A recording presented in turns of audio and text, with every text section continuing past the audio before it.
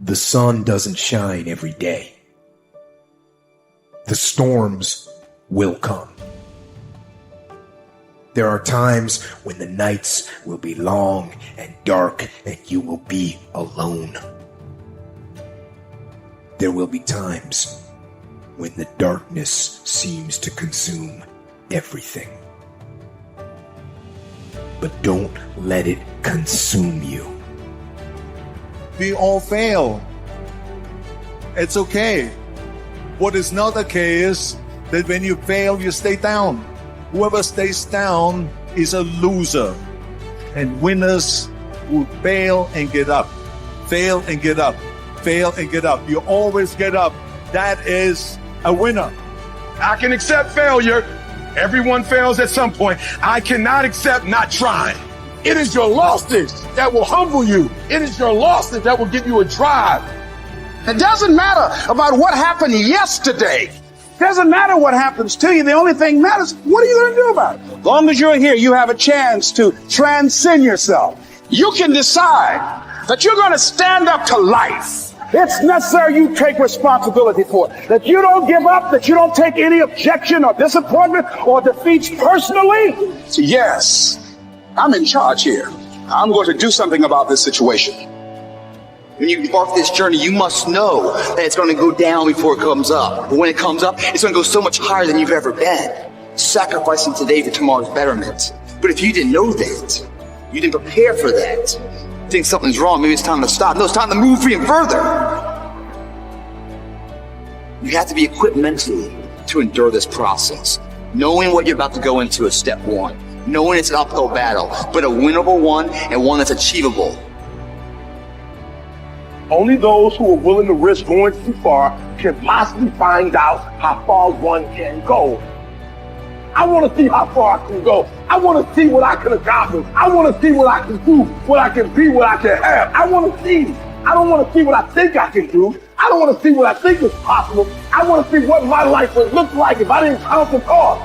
Because if you count the cost and you see how much it costs, you might quit. So you got to go in knowing that I don't count the cost. I do as many push-ups as it takes, as many sit-ups as it takes, as many reps as it takes. I pay whatever the price is. You get to a point when you don't count it. You just do whatever it takes to get whatever you want. So you got to consider before you start anything, what is the commitment level? If you commit to something, you don't stop until you win. Wake up in the morning, you rise and you grind. You join that health club, don't quit. You started that business, don't quit. Your mind has got to be steadfast. Your mind's got to be locked in, no matter what. Because we are champions and never quit.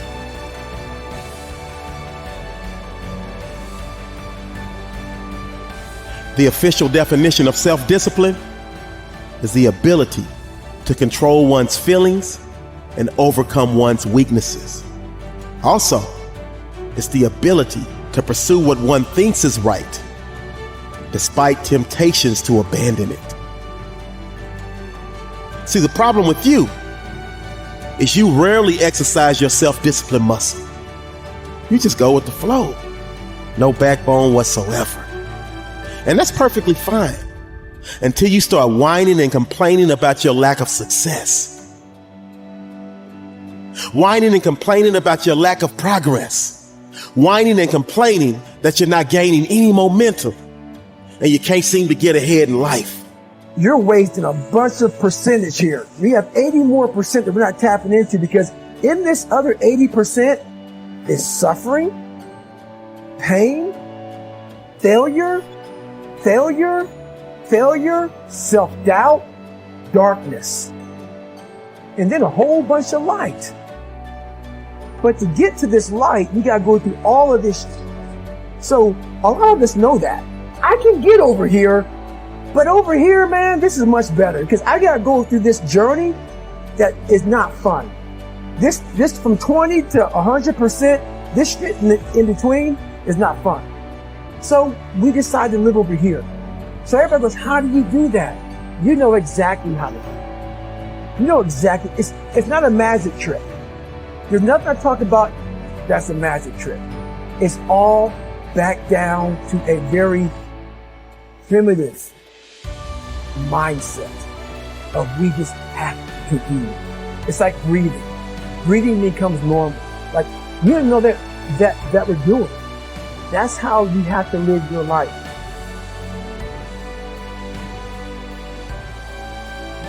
The truth of the matter is that you have a lot of potential as a child, but none of that is capable of manifesting itself as freedom before you become disciplined. And discipline is a matter of the imposition of order, and the order is necessary, especially for people who are hopeless and nihilistic. And what does it mean? Well, it doesn't mean, geez, I hate getting up at 8 o'clock in the morning to get ready for work. That just means that you're not very disciplined, or maybe that it might mean something deeper. But I'd start with lack of discipline before, rearranging your whole life. Because you might say, well, I hate getting up at 8 o'clock in the morning no matter what I'm doing, and then it's not your job. I don't mean don't do difficult things. I mean, watch yourself, and if you see that you're doing things that make you hate yourself, then consider the cost of continuing. If something's valuable, you'll make sacrifices to attain it.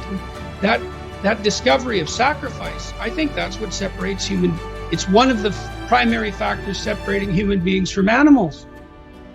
Because we discovered that we could let go of something we value in the present, and we would gain something we value even more in the future. When that alarm clock goes off at 4 or 5 in the morning, your mind says no. You just say, it's just what we do. It's what we do now. Because to get to where you want to go, the amount of pain involved, I'm not saying physical, I'm not saying you got to break yourself off.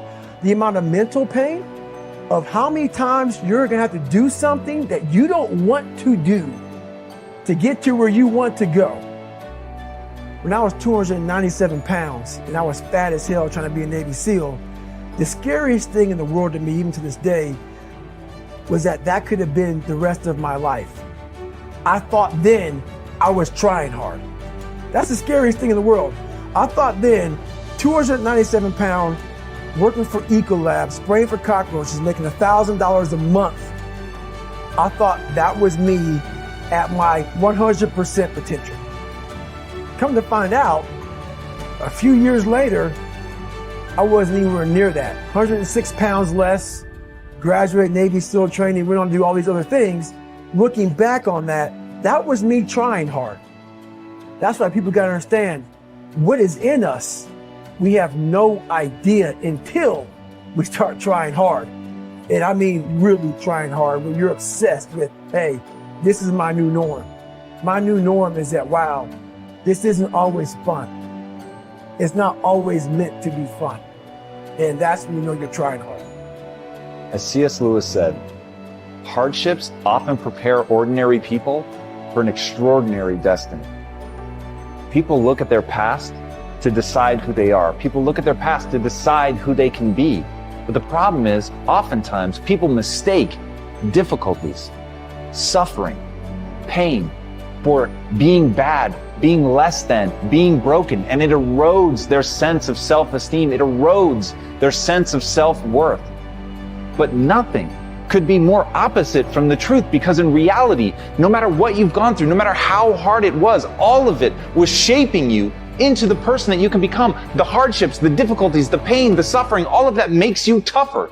It is literally in the difficulties that you begin to find just how much you're capable of. It's in the suffering that you find out how resilient you are. It's in the pain that you can rise up and get tough. And all of that is going to serve you as you move forward, but you have to know how to frame it. You have to know how to think about it. You have to know that whatever you've been through, that all of it is an opportunity to learn. All of it is an opportunity to grow. All of it is an opportunity to get better, but you have to use it to shape yourself. You have to lean into it. You have to know that the pain and the suffering, all of it is serving you. But if you're telling yourself a story that diminishes you, if you're telling yourself a story that bad things have happened to me, or I've done bad things and that makes me a bad person, then none of it is going to help you. And you're always going to move backwards. And it's going to be this stress and this pressure that's pushing you backwards. Instead, if you could put it behind you, said it pushes you forward, it propels you to be more